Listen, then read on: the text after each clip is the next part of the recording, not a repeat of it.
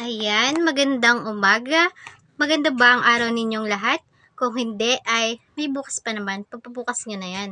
Dahil may tatalakayin ako ngayong araw. Ngayon ay tatalakayan natin ang paghahanda ng eksaminasyong oral. Meron ba kayong ideya kung ano eksaminasyong oral? So kung wala, tayo'y dumako na. So, ano nga ba ang eksaminasyong oral? Ngayon, bigyan natin to ng pangkahulugan o definition. So, batay dito, ang eksaminasyong oral ay pagsusulit na naglalayong masuri ang kaalaman ng mga estudyante sa pamamagitan ng pagsagot ng mga tanong sa harap ng isang panel o tagapagtanong. So, ang eksaminasyong oral, ang layunin lang nito ay malayong malaman o masuri ang kaalaman ng mga estudyante. At paano sa pamamagitan ng pagsagot nila, nalalaman ng guro o ng panel o tagapagtanong kung paano ba sila mag-isip ng kritikal, kung paano ba nila napapahayag ng maayos yung kanilang nais sabihin, ang kanilang mga sagot.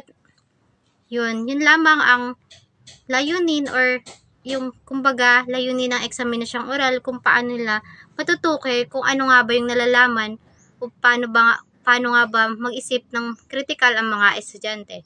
Ngayon naman ay dumako tayo sa layunin ng paghahanda sa eksaminasyong oral. Alamin natin kung ano nga ba yung mga layunin o kailangan paghandaan sa eksaminasyong oral. Ngayon dumako na tayo.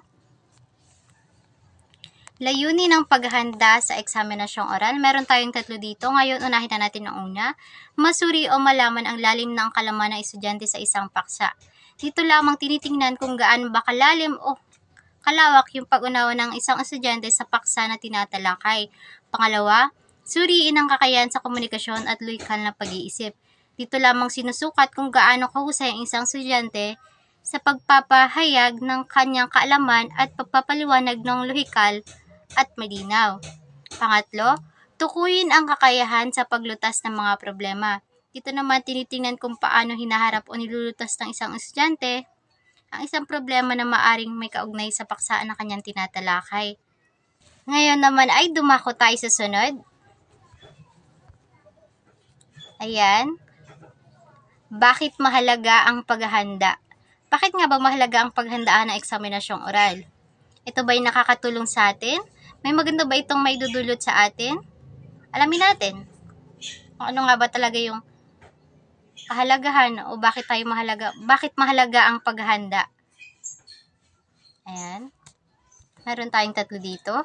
Nakakatulong sa pagbawas ng kaba, nagbibigay kumpiyansa sa pagtugon sa mga tanong, mas mahusay na pagpaplano ng mga ideya at sagot. Ngayon, ipapaliwanag natin yung una, nakakatulong sa pagbabawas ng kaba.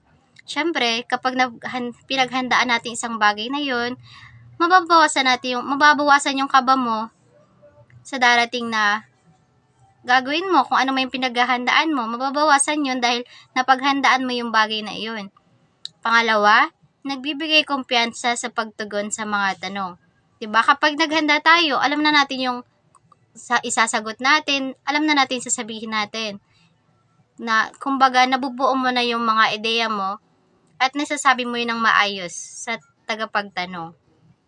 Pangatlo, mas mahusay na pagpaplano ng mga ideya at sagot. Yun nga, sa pag naghahanda tayo, na ipaplano natin, na isasaayos natin yung mga ideya natin para isahang bagsak. Kumbaga, nasabi mo na yun. Kumbaga, eto na yun. Hindi ka na pa isa-isa pa. Kumbaga, binigay mo na lahat. Kumbaga, mausay na yung pagpaplano mo. Yung mga ideya mo, tumpak na. Hindi na paligoy-ligoy. Kumbaga, diretsahang bagsak na yan. Ganon. Una, pagpili ng paksa. Napakahalaga nito. Super. Dahil kapag hindi mo alam or wala kang interest dun sa paksa na iyon, hindi mo maisasagawa ng maayos yung paksa na yun. Hindi ka gaganahan, hindi mo may bibigay kung ano nga ba talaga yung hinahanap doon. Kasi wala kang interest. Hindi mo alam ang gagawin mo. Kaya mahalaga ang pagpili ng paksa.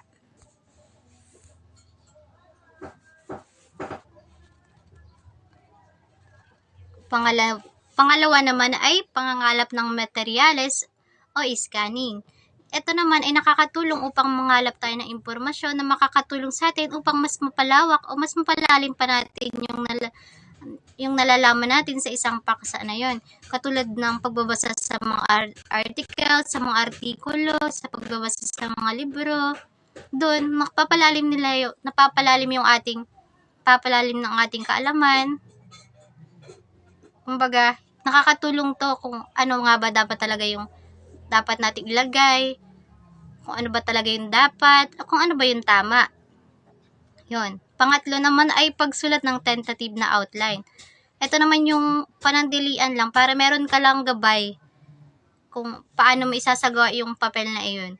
Kung ano dapat ba yung paunahin, kung ano nga ba talaga yung dapat isulat natin. Ito yung gabay lang. Pagsulat ng, hindi lang siya lang kasi kailangan talaga natin siya, mahalaga siya. Para alam natin yung flow, yung audio, yung daloy. Sa pagbasa mo, dito mo na ibubuo yung mga ideya at kukumpara mo kung ano ba yung talagang dapat mong ilagay sa sunod naman, panglima ay pagsulat ng final na outline. Dito naman malalaman kung ano nga ba talaga yung pagkakasunod ng mga ideya mo. Ito na yung final, ito na yung dapat maayos na, wala nang mali. Kasi naisaayos mo na, binasa mo na ng binasa kung ano nga ba dapat mo pang baguhin. Yun. Pang-anim naman, pag-strategize. Ano nga ba to? Pag-strategize. Dito mo malalaman kung ano nga ba talaga dapat yung gagawin mo. Dito mo na gagawin yung mga dapat mong gawin, 'di ba? Kung paano maihahatid yung mensahe o ideya ng iyong paksa. Dito mo na rin malalaman kung ano bang strategy na dapat mong gamitan sa pagpapahayag nito. Dito ka na rin pwede magbigay ng mga visual aids. Ayun, kung paano mo siya maipapahayag na epektibo sa mga tagapagtanong. 7. Pagpapractice.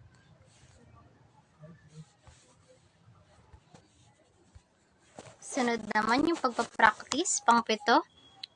Bakit kailangan natin mag-practice? Kailangan natin mag-practice kasi dito mo na, lalo na kung magsasalita ka sa unahan, dapat pag-practicein mo yan para maisaayos mo yun pagbibigay mo ng ideya. Pang-8, pagsulat ng final na papel. Dito naman, napakahalaga nito pagsulat ng final na papel dahil dapat yung final paper mo, wala nang mali, maayos na yung gramatika, dapat naisaayos mo na yung outline nito, yung pagkakasunod-sunod. Para pagbigay mo ay maayos na ito.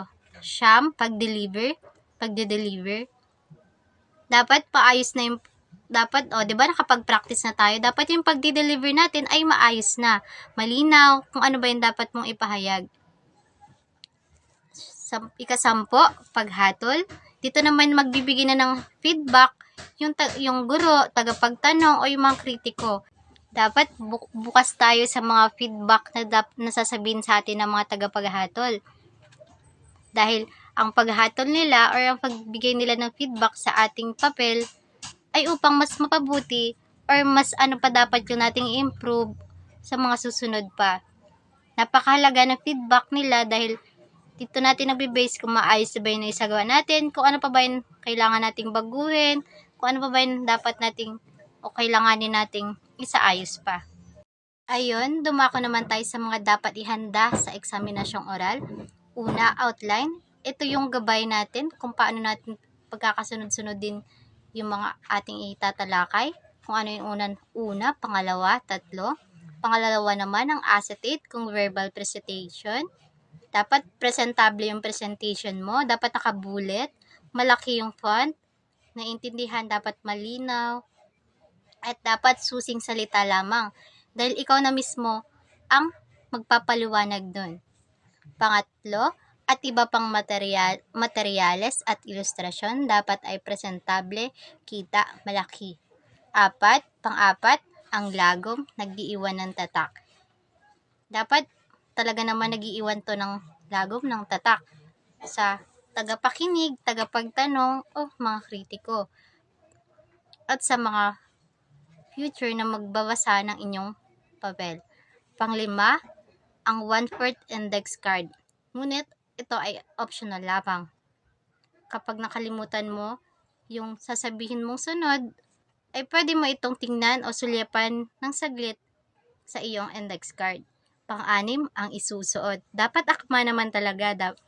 Kasi formal na presentasyon yun. Dapat kung ano yung tema, dapat ganon. Dapat formal ang isusuot mo. Pang-pito naman, ang mga gagamitin. Acetate, materyales, ilustrasyon, at outline. Pang-walo, ang sarili. Dapat ihanda mo talaga yung sarili mo.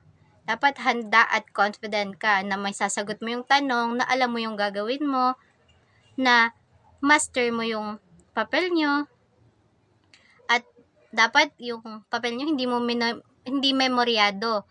Kasi kapag menemorya mo siya, makakalimutan mo siya.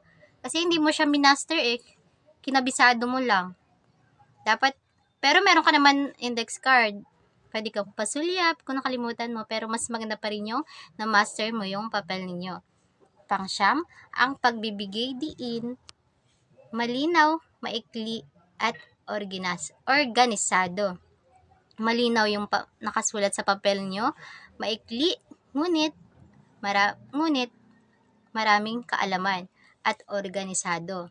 Yan, yung mga yan, yung siyam na yan, na mga dapat ihanda sa eksaminasyong oral, ay napakakailangan natin.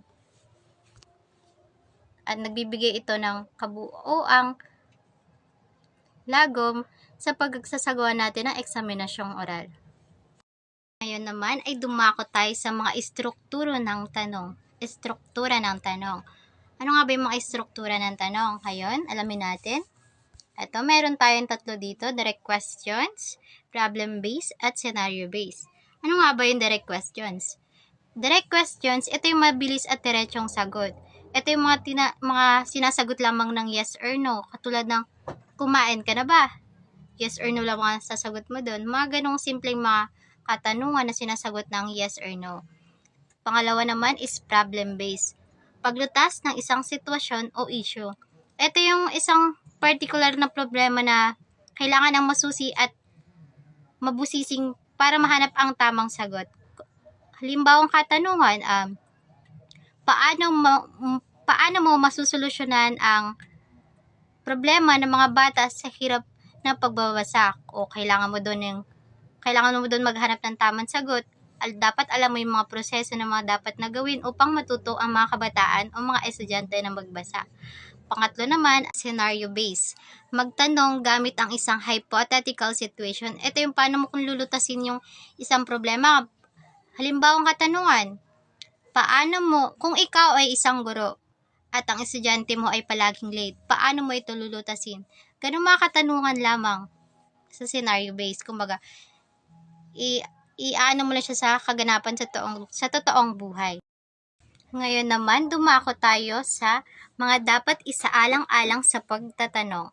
Una ay kausahan sa mga tanong. Pangalawa, pagkakaiba-iba sa format ng tanong. Pangatlo, pagbigay ng oras. Pang-apat naman ay pagtanong ng follow-up questions. Una, nating talakayin ang kahusayan sa mga tanong. Siguraduhing balanse ang mga tanong sa pagitan ng madali at mahirap. Dapat, ang tanong natin sa mga estudyante is, doon muna tayo sa madali. Hanggang sa mahirap.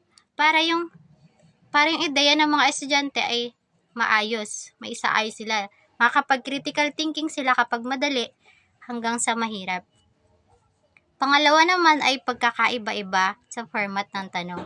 Iwasan ang sobrang pagkakatulad ng mga tanong upang masubok ang iba't ibang aspeto ng kaalaman ng estudyante. Dapat kung natanong mo na yan, wag mo na itanong ulit or wag mo nang baguhin pa yung mga salita doon para kunwari na bago yung tanong. Dapat iba-iba yung tanong. Dito sa paragraph na to, dapat iba yung tanong. Dapat iba naman yung tanong sa sunod, ganon. Pangatlo naman ay pagbigay ng oras. Magbigay ng sapat na oras para makapag-isip ang estudyante bago sumagot. Maganda to na bigyan natin ng oras ang isang estudyante na mag-isip muna bago niya ibigay ang ideya niya o makapagsagot siya ng maayos. Kasi sa pagbibigay natin ng oras sa estudyante ay mabubuo niya or maisasaayos niya yung ideya niya kapag nabigyan siya ng sapat na oras.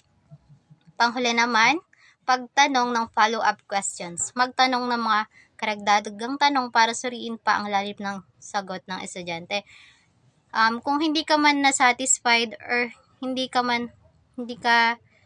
nakulangan ka sa sagot ng isang estudyante sa iyong katanungan, maaari ka pang muling magtanong base doon sa tanong na yon. Base sa tanong na hindi nakulangan ka.